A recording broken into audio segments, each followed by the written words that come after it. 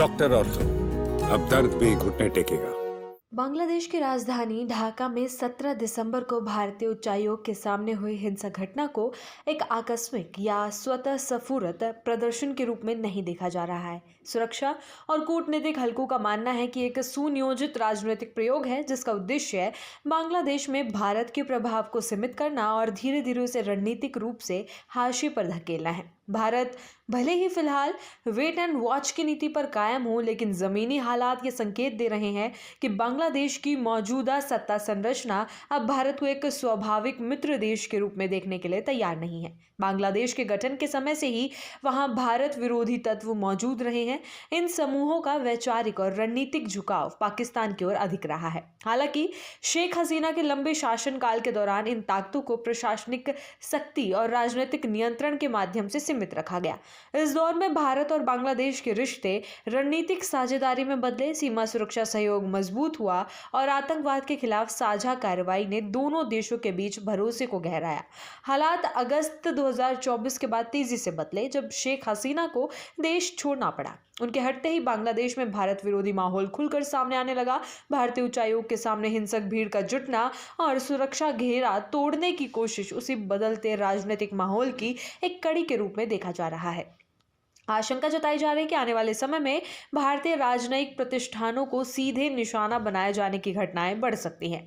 मौजूदा यूनुस प्रशासन पर यह आरोप भी लग रहे हैं कि वो इस तरह की भीड़ को अप्रत्यक्ष रूप से संरक्षण दे रहा है। पाकिस्तान और चीन लंबे समय से बांग्लादेश में अपनी पकड़ मजबूत करने की कोशिश करते रहे हैं। शेख हसीना सरकार और भारत के साथ घनिष्ठ संबंधों के चलते इन प्रयासों को सीमित सफलता ही मिल पाई थी, लेकिन सत्ता परिवर्तन के बाद समीकरण बदलते नजर आए।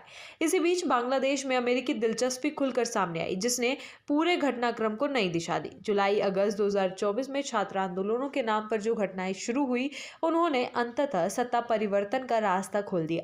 विश्लेषकों का मानना है कि इस पूरे घटनाक्रम में अमेरिकी डीप स्टेट से जुड़े तत्वों की भूमिका को नजरअंदाज नहीं किया जा सकता। अमेरिकी विदेश नीति तंत्र से जुड़े कुछ प्रभावशाली समूहों ने शेख हसीना सरकार पर लगातार दबाव बनाया और सत्ता परिवर्तन के लिए अनुकूल परिस्थितियां तैयार की। शेख हसीना के हटने के बाद अमेरिका के हितों के अनुरूप एक स्वीकार्य नेतृत्व के तौर पर मोहम्मद यूनुस को सत्ता के केंद्र में लाया गया। यूनुस की निकटता किल्टन फाउंडेशन और जॉर्ज सोरोस जैसे वैश्विक प्रभावशाली नेटवर्क से पहले से रही है। सत्ता संभालने के बाद उनके नेतृत्व में बांग्लादेश ने भारत से रणनीतिक दूरी बनानी शुरू कर दी।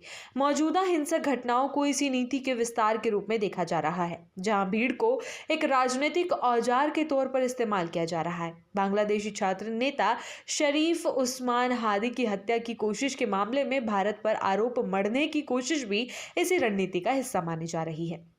इसका उद्देश्य जन भावनाओं को भड़काना और भारत विरोधी हिंसा को वैध ठहराना बताया जा रहा है। मीडिया रिपोर्ट्स के मुताबिक इस तरह की घटनाओं की आशंका पहले से जताई जा रही थी। फिलहाल बांग्लादेश गंभीर राजनीतिक अस्थिरता के दौर से गुजर रहा है। सुरक्षा तंत्र कमजोर नजर आ रहा है और इस्लामी कट्टरपंथी समूह दोबारा सक्रिय होते दिख रहे हैं। इन समूहों को एक और अमेरिकी रणनीतिक अनदेखी से और दूसरी ओर पाकिस्तान की मौका का फायदा उठाने वाली नीति से बल मिल रहा है। भारत विरोधी नैरेटिव अब परोक्ष नहीं रहा बल्कि खुलकर सामने आ चुका है। बांग्लादेश अब चीन और अमेरिकी की भू राजनीतिक प्रतिस्पर्धा का खुला मैदान बनता जा रहा है, जहां भारत के हितों को व्यवस्थित रूप से चुनौती दी जा रही है। भारत के लिए सिर्फ पड़ोसी देश के आंतरिक राजनीति का मामला नहीं है, बल्कि सीधे तौर पर राष्ट्रीय सुरक्षा से जुड़ा सवाल है।